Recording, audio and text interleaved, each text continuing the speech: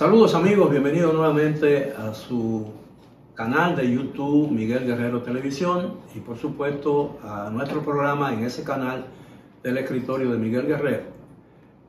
Su suscripción a este canal ayudará a que este esfuerzo y este nuevo ensayo o nuevo proyecto periodístico de quien os habla pueda realmente expandirse y así tener un nuevo vehículo de comunicación entre nosotros, lo que me permitirá a mí llegar a ustedes con mucho más claridad, con mucha más extensión y abordar temas que difícilmente se pueden abordar con la amplitud y la extensión con que otros espacios en los que participo permiten. Yo quiero seguir insistiendo en la importancia que tiene para la democracia dominicana y para la paz y tranquilidad de nuestro pueblo el aniversario segundo de la administración del presidente Luis Abinader, que habrá de celebrarse la semana próxima. Y yo digo eso porque porque el gobierno del presidente Abinader ha estado encarando situaciones muy difíciles, porque evidentemente a pesar de todo el esfuerzo en el ámbito de la comunicación que el gobierno ha estado desplegando desde prácticamente sus mismos inicios, el 16 de agosto del año 2020, la popularidad o el nivel de aceptación del gobierno del presidente Abinader ha ido evidentemente descendiendo. Y no es un fenómeno extraño en la vida política de la República Dominicana ni en ningún otro país. En la medida que un gobierno se envejece, es decir, envejece en términos de ejercicio material, las cosas se le van complicando y la aureola o el aura que en un momento dado los rodeó de simpatía, de aceptación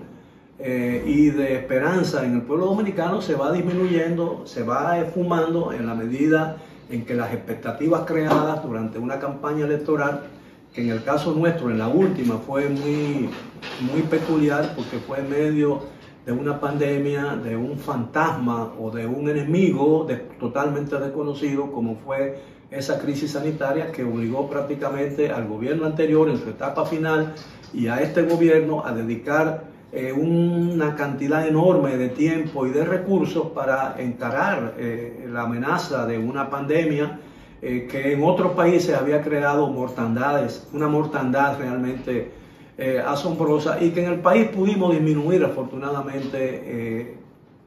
casi con total y absoluto éxito. Por una inversión gigantesca del gobierno dominicano en vacunas que permitió que una gran parte de la población fuera vacunada y así quedara inmunizada contra una pandemia que realmente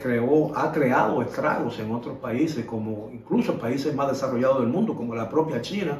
Estados Unidos, Francia, España y muchos otros países que han tenido que incluso que cerrarse en varias oportunidades ante brotes nuevos y variantes nuevas de ese COVID-19 que ha sido o ha resultado un enemigo mortal para la humanidad. Bueno, el gobierno, consciente aparentemente de que tiene que producir y generar algunos cambios en la estructura burocrática que lo ha acompañado hasta ahora, ha destituido o ha cambiado o ha salido, yo no sé cómo llamarle, porque el gobierno no ha explicado y no ha hecho explícitamente no se le ha dicho al país las razones por las cuales se han destituido el último, por ejemplo, el ministro de Educación, el señor Roberto Fulcar, que no solamente ocupó una de las posiciones más importantes, probablemente la mayor, si partimos del hecho de que la educación sigue siendo nuestra primera prioridad en el orden de prioridades, incluso por encima de la salud, o casi igual a la salud. En la salud hoy, porque estamos encarando una pandemia, pero en situaciones normales la educación siempre ha sido reconocida como la primera de nuestras prioridades. Y la verdad es que esa prioridad tiene el respaldo del mayor presupuesto que en toda la historia de la República Dominicana se le ha conferido a un departamento del Estado Dominicano. En este caso la educación, sobre la base de lo que dice una ley general de educación aprobada hace ya algunos años y que comenzó a aplicarse realmente durante al comienzo de la administración anterior del presidente Danilo Medina, que destina el 4% del presupuesto de la República al sector preuniversitario de la educación. Y en su defecto, el 16% del presupuesto nacional, en el caso hipotético de que el presupuesto sea mayor que el Producto Interno Bruto. De manera pues que uno puede sacar conclusiones sobre la importancia que tiene para este gobierno y para el anterior y para la sociedad dominicana el tema de la educación pública. El señor Fulcar, que fue el jefe, el director de campaña del presidente, del entonces candidato Luis Abinader, ha sido prácticamente destituido, aunque el decreto que lo sustituyó lo designa en otra posición que tiene que ver con funciones importantes del gobierno que ya llenan otros ministerios y otras direcciones, de manera pues que aparentemente fue una decisión del presidente Abinader de salir del señor Fulcar sin necesidad de ponerlo en una situación enojosa ante la sociedad dominicana, porque su destitución como ministro llega en momentos en que su gestión al frente del ministerio está rodeado de muchos cuestionamientos. Cuestionamientos relacionados con la compra de textos virtuales, con la compra de textos, con la compra de computadoras, con la compra de tecnología realmente designada o adquirida para favorecer o impulsar una educación virtual o una educación a distancia. La verdad es que todos los juicios y todas las evaluaciones que se hicieron o se han hecho de la gestión del señor Fulcar han sido muy negativas para él y evidentemente los dos ciclos de educación pública, es decir, los 2 años escolares que hemos tenido, los 2 años lectivos como se le llama en la administración del presidente Abinader han dado mucho de qué hablar, porque realmente han sido, para los muchos expertos, han sido fracasos rotundos, porque no se llenaron los cometidos. Eso, naturalmente, está sujeto todavía a una evaluación más profunda, pero realmente el gobierno se ha dado cuenta de que frente a la proximidad de su segundo aniversario, y la protesta que han tenido lugar en el país en diferentes ámbitos de la actividad ejecutiva, evidentemente se imponía algunos cambios de cara en el gobierno, lo que yo llamo rejuvenecer el gobierno, y lo he dicho en varias oportunidades, y aparentemente la destitución del señor Fulcar entra en los planes del presidente, aparentemente de que evitar que figuras que han sido muy repudiadas a lo largo de los últimos 2 años, figuren todavía o formen parte todavía del gobierno, porque eso podría contribuir a afear y a frustrar la celebración de un segundo aniversario que evidentemente está siendo organizado con mucha fastuosidad para tratar de cambiar la orientación del público con respecto a la opinión que se tiene del gobierno dominicano. Esperamos o la población espera que en esa línea el gobierno siga promoviendo cambios y que antes del 16 de agosto otras figuras importantes hoy en el gobierno ya no formen parte del gabinete. Recordemos que ha habido en los últimos días cambios que no son cambios, lo que son remociones. El viceministro de Economía, el señor Paver Issa, ha sido designado, ha sido ascendido a ministro de Educación, y el ministro de Educación, Miguel Seara Hatton, que fue una figura preponderante en el diseño del programa económico del presidente Luis Abinader en tiempos de campaña, ha sido designado o ha sido transferido como ministro en su condición de ministro al departamento o al Ministerio de Medio Ambiente y Recursos Naturales, que es uno de los departamentos más importantes para suplir o para reemplazar al difunto Orlando Jorge Mera, quien fue asesinado en su propio despacho por un amigo que es un dirigente del PRM, aparentemente por lo que se ha publicado, en revancha o en represalia, aparentemente, quizás no sea el término adecuado para designarlo, pero aparentemente como una reacción a una negativa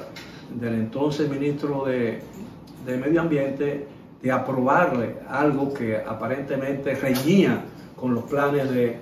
que tiene ese ministerio para mejorar el medio ambiente e impedir realmente la degradación de la ecología nacional y del ambiente en que vivimos.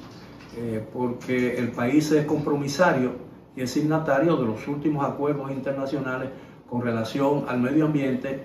diseñados para tratar de contener lo que se llama el calentamiento global de la Tierra, que se encuentra ya en una etapa realmente muy avanzada y que amenaza, por supuesto, con crear situaciones muy graves a nivel internacional. Vamos a hacer una breve pausa y vamos a hablar en ella con un tema muy importante que tiene preocupado al mundo, que es el conflicto ahora entre China y Taiwán, que añade a la tensión internacional creada por la invasión no provocada de Rusia a Ucrania, la posibilidad, ambas situaciones, de crear o extender el conflicto a una situación que conlleve irremediablemente a un conflicto global,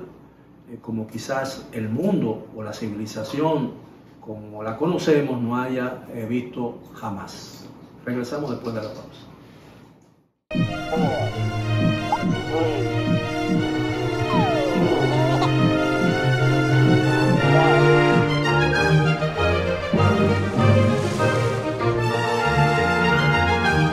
Nuestra visión es construir todos los días un banco más innovador y cercano para que vivas el futuro que quieres. Banco BHD, el futuro que quieres.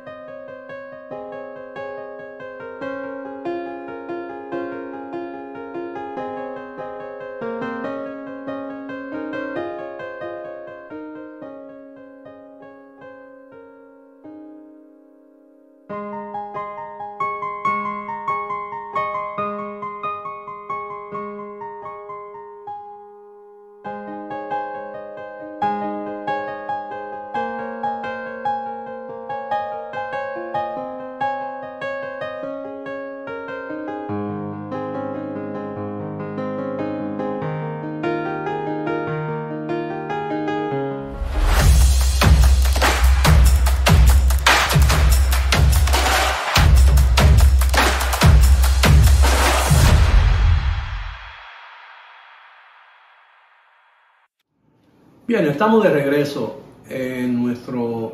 canal de YouTube, Miguel Guerrero Televisión, y nuestro programa en nuestro canal del escritorio de Miguel Guerrero, quien nos habla. Yo voy ahora a referirme muy brevemente a la situación que se ha creado entre China y Taiwán